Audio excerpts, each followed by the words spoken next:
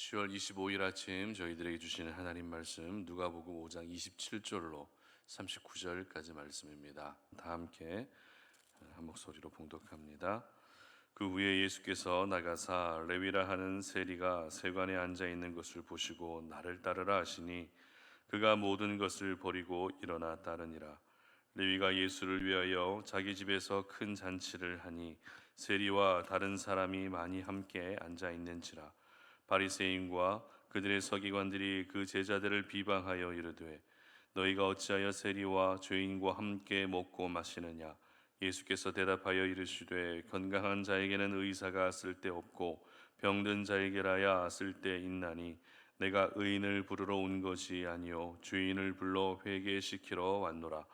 그들이 예수께 말하되 요한의 제자는 자주 금식하며 기도하고 바리새인의 제자들도 또한 그리하되 당신의 제자들은 먹고 마시나이다.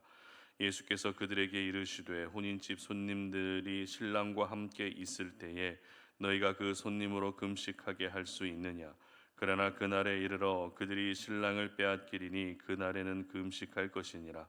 또 비유하여 이르시되 새 옷에서 한 조각을 찢어 낡은 옷에 붙이는 자가 없나니 만일 그렇게 하면 새 옷을 찢을 뿐이요 또 새 옷에서 찢은 조각이 낡은 것에 어울리지 아니하리라. 새 포도주를 낡은 가죽 부대에 넣는 자가 없나니 만일 그렇게 하면 새 포도주가 부대를 터뜨려 포도주가 쏟아지고 부대도 못 쓰게 되리라. 새 포도주는 새 부대에 넣어야 할 것이니라. 묵은 포도주를 마시고 새 것을 원하는 자가 없나니 이는 묵은 것이 좋다 함이니라. 아멘. 예수님의 초청에 응답하라 라는 제목으로 오늘 말씀 전합니다. 여러분은 어떤 행사나 축제의 자리에 초청되어 보신 적 있으십니까? 초청을 받았다는 것은 초청을 받은 그 사람의 입장에서 굉장히 영광스러운 일이라 할 수 있겠죠. 왜냐하면 이 초청의 자리, 행사든 어떤 축제든 그 초청의 자리는 아무나 초청하지 않기 때문에 그렇습니다. 초청된 자리에 그 사람이 있음으로써 행사가 더 빛이 날 수 있고 축제가 더 빛이 날 수 있기 때문에 초청을 하게 되는 것입니다. 그러면 이렇게 초청을 받게 되면 저희들이 보여야 할 반응은 어떤 반응일까요? 당연히 초청에 응답해 주어야 되겠죠. 초청해 준 그 이 사람의 입장을 생각해서라도 초청의 자리에 반응하고 가는 것이 예의입니다. 그런데 이 초청의 말을 믿음 안에서 우리는 조금 다르게 표현할 수 있습니다. 어떻게 표현할 수 있는가 하면 바로 부르심이라고 하는 단어로 표현할 수 있을 것 같습니다. 오늘 본문은 바로 예수님의 초청, 이 예수님의 부르심에 대한 내용을 기록하고 있는데요. 예수님이 초청하셨던 사람, 예수님이 불러주셨던 사람은 바로 마태라고 하는 사람이었습니다. 27절 말씀 우리가 함께 보도록 합니다. 그 후에 예수께서 나가사 레위라 하는 세리가 세관에 앉아 있는 것을 보시고 나를 따르라 하시니 아멘.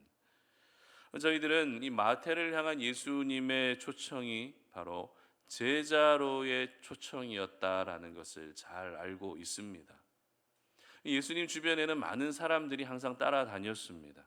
그 중에서 예수님의 12 제자는 예수님의 특별한 선택을 받은 사람들이었습니다. 그러면 예수님은 마태를 포함한 이 12 제자를 선택하시고 제자로 초청하실 때 어떤 기준을 가지고 이들을 초청하셨을까요? 예수님의 12 제자를 부르셨을 때 어떤 기준을 가지고 제자들을 불러주셨던 것일까요? 정답은 특별한 기준이 없었다라는 것입니다. 그들이 사회적으로 영향력이 있는 사람도 아니었습니다. 그렇다고 그들이 박식한 사람들도 아니었습니다. 또 그렇다고 예수님과 평소에 가깝게 지내던 사람들도 아니었습니다. 예수님은 동일한 기준을 적용하여 제자들을 초청하신 것이 아니라 각 사람에게 가장 합당한 모습으로 다가가셨고 그들을 초청해 주셨던 것입니다.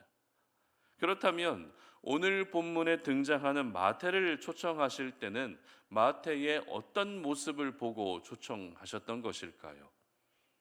마태의 성품을 보고 초청하셨습니까? 아니면 마태의 믿음을 보시고 초청하셨습니까? 모두 아니죠. 우리가 이것을 알기 위해서는 마태의 직업이 무엇이었는가 하는 부분을 먼저 살펴볼 필요가 있습니다. 마태의 직업은 저희들이 잘 알고 있는 것처럼 세리였습니다. 세리는 예수님 당시에 세금을 걷는 그런 일을 하는 사람들이었습니다. 그런데 이 세리들은 로마 당국으로부터 정해진 세금만 잘 거두면 아무 문제가 되지 않았기 때문에 자기 마음대로 세금을 정해서 많은 돈을 착취한다 해도 로마 당국은 그들에게 터치하지 않았습니다. 그러한 세리들의 모습을 보고 문제 삼지 않았다는 것입니다.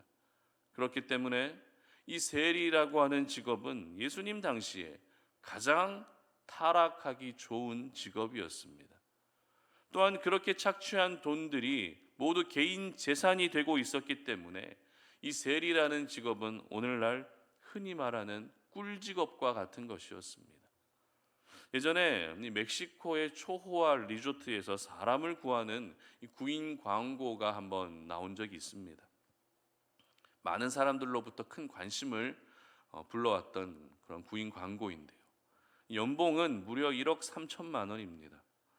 하는 일은 초호화 리조트에서 1년간 지내면서 그 리조트의 모든 서비스를 그냥 누리면 되는 것입니다. 최고급 요리를 먹고 신나는 레저 스포츠를 즐기고 고급 스파에서 마사지를 받으면서 인증샷과 후기만 남기면 된다는 것입니다.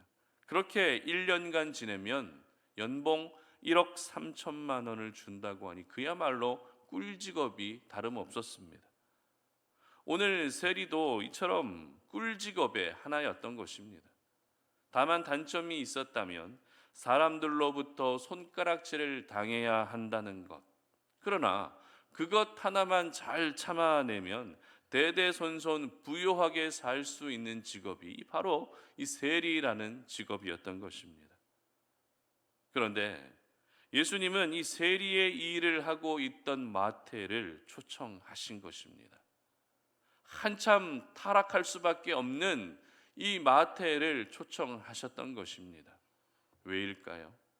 왜 타락할 수밖에 없는 직업을 가진 마태를 초청하셨던 것일까요? 그 이유는 바로 세리는 가진 것이 많은 부요한 사람이었기 때문입니다. 자, 그러면 예수님이 앞으로 복음을 증거하고 하나님의 나라를 확장시키고 그렇게 복음을 증거하는 일을 하는 데 있어서 마태로부터 물질적으로 도움을 받기 위해 제자로 초청하셨던 것일까요? 그렇지 않습니다. 오늘 본문 28절 보시기 바랍니다. 그가 모든 것을 버리고 일어나 따르니라. 아멘. 여기서 모든 것을 버렸다는 것은 마태가 누려왔던 부귀 영화, 꿀직업을 모두 포기했다는 것입니다. 만약 예수님이 마태로부터 도움을 받기 위해서였다면, 물질적으로 어떤 도움을 받기 위해서였다면 마태가 모든 것을 버리고 따르는 것을 그렇게 하지 못하게 하셨을 것입니다. 오히려 네가 가진 모든 것들을 가지고 나를 따라오라고 그렇게 말씀하셨을 것입니다. 그러나 예수님은 마태가 그 모든 것을 어떻게 해요? 버리고 초청에 응하기를 원하셨습니다. 다시 말해 마태가 가진 것이 많았기 때문에 그것을 버릴 수 있는지를 확인하시기 위해 마태를 초청하셨던 것입니다. 그렇습니다. 우리가 어떤 행사나 축제의 자리에 기념일에 아무나 초청하지 않는 것처럼 예수님 역시 아무나 제자로 초청하지 않으십니다. 예수님이 초청하시는 사람은 마태와 같이 무언가 내려놓고 버릴 것이 있는 사람을 부르시고 그들을 초청하시는 것입니다. 그런데 잘 생각해 보게 되면 모든 사람들은 버려야 할 것이 다 있다는 것입니다. 사람들마다 조금씩의 차이는 있을 수 있지만 버려야 할 것이 없는 사람은 단 한 사람도 없다는 것입니다. 이 사람이 가지고 있는 특징 중에 한 가지는 내가 가진 것이 많이 있든 적게 있든 그것을 주인처럼 여기게 되는 그런 특징을 가지고 있습니다. 그래서 내가 만약 돈을 많이 가지고 있으면 그 돈이 그 사람에게 주인이 되는 것이죠.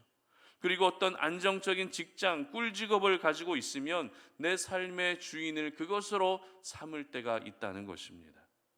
그러므로 내가 가진 것을 버리고 예수님의 초청에 응답하는 것은 예수님을 나의 진정한 주인으로 인정하는 신앙의 고백이 되는 것입니다. 그렇다면 이 아침에 여러분에게 질문합니다. 여러분이 버려야 할 것들은 무엇이 있습니까? 오늘도 은혜의 자리로 초청하고 계시고 정말 하나님께서 부어주시는 그 귀한 역사의 자리, 은혜의 자리에 초청하고 계시는 그 주님의 초청에 응답하기 위해 우리가 버려야 할 것들은 어떤 것들이 있으십니까? 어떤 분은 오늘 본문의 마태와 같이 재물을 버려야 할 분도 계십니다. 또 어떤 분은 자존심을 버려야 하는 분도 계시죠. 또 어떤 분은 죄를 버리고 또 욕심을 버려야 하는 분도 계십니다. 그리고 또 어떤 분은 주님의 초청에 응답하기 위해 내가 좋아하는 TV 드라마를 버려야 하는 분도 계십니다. 우리는 누구나 버려야 할 것들이 있기 때문에 오늘도 우리 예수님은 항상 저희들을 초청하고 계시는 것입니다. 그러므로 지금까지 내가 주인 삼아왔던 모든 것을 과감히 버리고 이제는 예수님의 초청에 응답할 수 있는 우리 송탄오륜의 모든 가족들이 되시기를 주님의 이름으로 축복합니다. 내가 가진 것을 움켜쥐고 사는 것이 나에게 유익이 되는 것이 아니라 내가 가진 것을 오히려 모두 버리고 예수님의 초청에 응답하고 예수님을 따라 살아가는 것이 우리 자신에게 더 큰 유익이 된다는 사실을 믿을 수 있기를 바랍니다. 마태는 예수님의 초청에 응답한 후에 자신의 집에서 예수님을 비롯해서 예수님의 제자들을 모두 다시 초청해서 함께 식사를 하게 되죠. 이때 먹고 마시는 예수님의 제자들을 보면서 바리새인들이 문제 삼습니다. 바리새인과 서기관들이 왜 당신의 제자들은 금식하지도 않고 이렇게 먹고 있느냐라고 이렇게 문제를 삼습니다. 이때 예수님은 매우 중요한 교훈을 이 바리새인들과 서기관들에게 전하시는데요. 바로 새 옷을 찢어서 낡은 옷에 붙이는 자가 없다는 것입니다. 새 포도주를 낡은 가죽 부대에 넣는 자가 없다는 것입니다. 다시 말해서 금식하지 않는 제자들을 바리새인은 문제 삼았지만 예수님은 오히려 그렇게 생각하는 것이 더 율법과 형식에 갇혀 있는 정말 오래된 사고밖에 되지 않는다라는 것을 예수님은 그들의 모습을 이렇게 지적하고 계셨던 것입니다. 여러분, 이 말씀을 저희들에게 적용해 보면 어떨까요? 저희들은 이미 예수님으로부터 구원으로 초청을 받은 사람들입니다. 그렇게 저희들은 구원으로 초청을 받았고 믿음으로 반응하고 응답했습니다. 그런데 거기서 끝나면 안 된다는 것이죠. 구원으로 초청하신 예수님은 오늘도 그 후에도 여러 은혜의 자리에 저와 여러분을 초청하고 계시고 기도의 자리에도 초청하고 계시고 섬김의 자리에도 초청하고 계십니다. 저희들은 이미 예수님을 구주로 영접함으로써 새 옷이 되었고 새 포도주가 된 사람들입니다.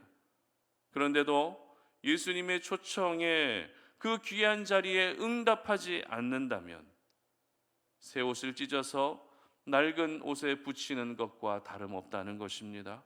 새 포도주를 낡은 가죽 부대에 넣는 것과 틀리지 않다는 것입니다. 나는 분명 예수님을 믿어 새 사람이 되었는데 나의 삶과 나의 행실은 여전히 옛사람의 모습으로 사는 것과 다르지 않다는 것입니다. 이러한 모습은 새 옷 조각이 낡은 옷과 어울리지 않는 모습이죠. 괜히 새 포도주만 버리게 되는 것밖에 되지 않는다는 것입니다. 그러므로 오늘도 저와 여러분을 생명의 자리로, 은혜의 자리로 초청하고 계시는 우리 주님의 그 초청에 응답할 수 있기를 바랍니다. 내가 주인 삼고 있었던 모든 것들을 과감히 버리시고 예수님의 초청에 응답할 수 있기를 바랍니다. 그래서 우리 송탄오륜의 모든 가족들은 새 옷과 가장 잘 어울리는 삶, 새 포도주와 잘 어울리는 그와 같은 삶을 살아가시기를 주님의 이름으로 축복합니다. 함께 기도하겠습니다. 하나님 아버지, 감사합니다. 오늘 이 아침에 우리가 또 새벽 제단을 주님 앞에 나와서 쌌습니다. 이 새벽 제단을 통해서 하나님께 영광을 올려드리고 하나님께서 저희들에게 주시는 그 생명의 말씀을 의지하며 그 말씀에 따라 오늘 이 하루를 또 살기를 원합니다. 우리의 연약한 본성을 아시는 하나님, 오늘도 주님께서 주신 그 생명의 말씀을 기억하며 오늘도 우리에게를 은혜의 자리로 초청하고 계시는 주님의 초청에 응답하고 반응할 수 있는 저희들이 되게 하여 주시옵소서. 은혜의 자리로 불러주시는 주님, 기도의 자리로 불러주시고 예배의 자리로 불러주시는 하나님의 그 귀한 초청에 믿음으로 반응할 수 있게 하시고 내가 가진 모든 것들을 과감히 버리고 주님을 따를 수 있는 그와 같은 우리 송탄오륜의 모든 가족들의 삶이 될 수 있도록 도와주시옵소서. 감사드리며 예수님의 이름으로 기도드립니다. 아멘.